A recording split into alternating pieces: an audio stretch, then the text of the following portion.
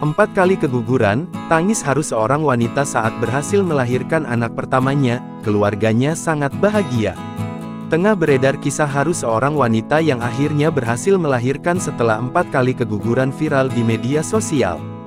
Video ini viral usai diunggah seorang dokter bernama Indra Tarigan di akun TikToknya @dr.indratarigan.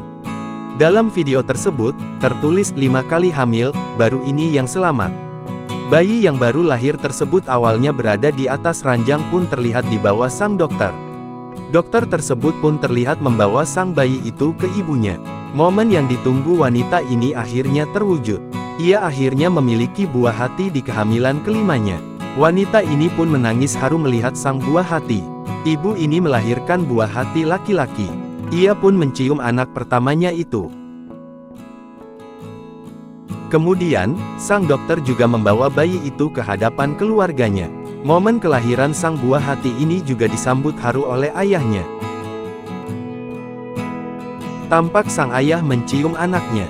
Ia menangis haru melihat sang buah hati. Diketahui sosok bayi ini diberi nama Muhammad Elgio. Momen bahagia ini juga disambut keluarga besar. Tampak saudara menyambut kehadiran bayi mungil ini. Sang nenek pun juga begitu bahagia menyambut cucunya. Sontak saja warganet ramai mengomentari unggahan tersebut. Banyak warganet yang berkomentar merasa terharu dengan momen itu. Download Tribun X sekarang, menghadirkan lokal menjadi Indonesia.